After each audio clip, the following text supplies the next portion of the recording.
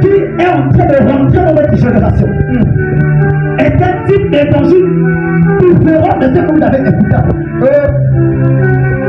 Ce n'est pas des éléments que je vais vous ce matin, mais ce sont des réformes apostoliques et prophétiques afin de préparer le retour de Mashiach.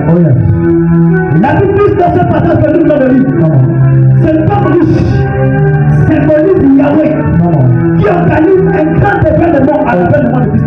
Oh my God. Et très bientôt Jésus est en train de revenir. Et les êtres humains ou les serviteurs qui sont mandatés avec des prophètes, ce sont les prophètes, des pasteurs, des évangélistes, des apôtres, des docteurs, les sécurités, les chantres et le peuple de Dieu qui constituent l'armée que Dieu est en train d'envoyer pour convier les invités à la fête des noces qui est en train d'arriver très bientôt. Maintenant le problème, c'est que lorsque Jésus envoie les gens, Jésus n'envoie pas d'abord pour les personnes qui sont libres. Non. Jésus envoie pour les personnes qui sont dans la maison d'Israël d'abord. La Bible déclare que Jésus est venu mourir pour Israël d'abord. Mais les siens ne l'ont pas reçu et l'ont rejeté. Quand ce qui s'est passé, les gens avec pleureur étaient parvenus. Ils ont trouvé des excuses. Ils ont dit que ce n'est pas notre temps d'accepter Jésus. Nous on a des occupations. Nous on a des choses à faire. Moi je vais me marier. Prophète Emmanuel, laisse-moi à la maison. Je vais venir gérer le mariage. Je vais aller dans les champs. J'ai eu le travail. Tu vas venir à l'église. Laisse-moi d'abord jouer de mon salaire. C'est ainsi que les gens sont comportés. Et Dieu dans son conseil, on prend notre méthode. Parce que la première méthode n'a pas marché. Dieu emploie ce qu'on appelle la méthode Anakazo. Anakazo veut dire la puissance contre nous. Comment? Ça qui n'a pas venu obligé là. C'était traduit en grec, pas en hébreu. Parce que l'Ancien Testament a été traduit en hébreu, mais le Nouveau Testament a été traduit en grec. Alléluia. Et lorsque vous comprenez la signification, on dit clairement dans le rêve des esprits que ces personnes se sont manifestées à ne pas être disponibles pour les enfants du royaume. Oh my God.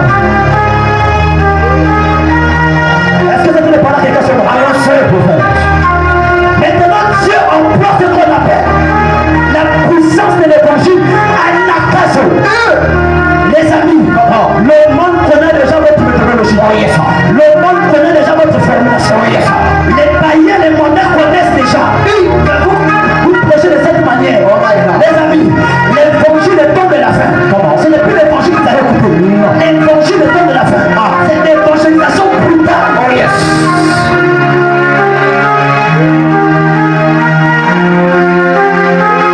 Lorsqu'on parle de la puissance Anakazo, on parle d'une dimension de contrainte de quelqu'un, même lorsqu'il ne voulait pas. Contrainte, même obligé par la force. Mais lorsqu'on parle d'Anakazo, on ne parle pas juste de l'évangile.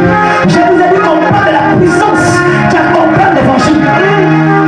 L'ère dans laquelle nous nous trouvons, ce n'est plus une heure de discours, c'est une heure de puissance. Les hommes de ce monde n'attendent pas un Jésus historique. Non. Les hommes de ce monde n'attendent pas un Jésus théologique. Les hommes de ce monde attendent un Dieu qui se révèle. Et on parle de la... Je vais vous poser deux ou trois questions avant ce fait. Combien d'entre vous êtes zélés pour votre travail? Question. Non, aujourd'hui je vais vous exposer. Combien d'entre vous êtes zélés pour vos rendez-vous? Question. Combien d'entre vous êtes zélés lorsqu'on parle de sortie de plage? Question. Combien d'entre vous êtes zélés pour vous laver pour aller à l'école? Combien d'entre vous êtes zélés pour aller voir vos parents? La Bible parle d'une puissance qu'on appelle Piasso. C'est une puissance qui se dégage pas de l'extérieur, mais de l'intérieur. Écoutez-moi très bien. Je ne connais pas peut-être Le caractère, le comportement que tu exprime la puissance qui s'extériorise par toi. On y va. Lorsqu'on parle de la puissance bien soutenue, on parle d'un niveau de prise de conscience pour le choc pour lequel Dieu vous établit dans votre génération. L'évangile n'avance plus.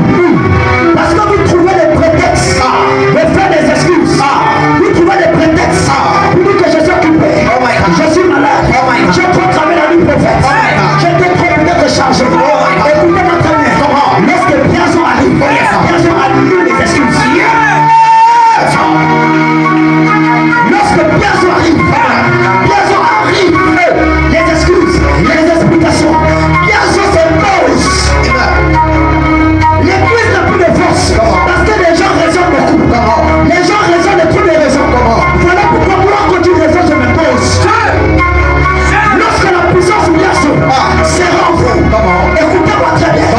Vous allez vous imposer.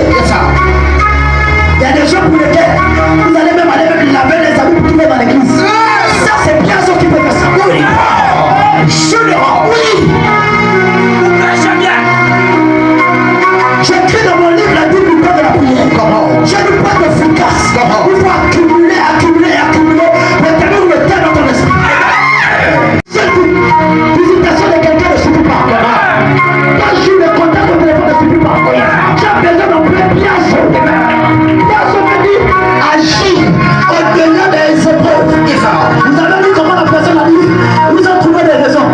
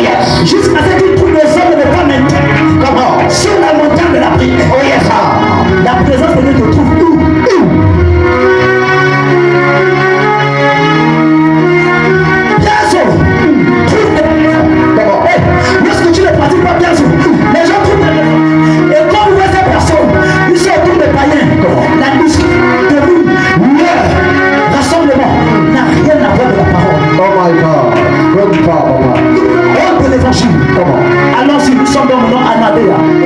Ça veut dire sans gêne. Combien de vous, combien de personnes ici ont honte de la parole? Paul dit, je n'ai pas honte de l'évangile. La puissance de l'évangile ici qui est déployée, c'est Anadéa.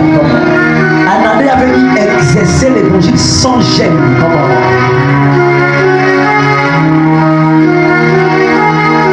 Et il y a deux mots qui sont déjà dedans.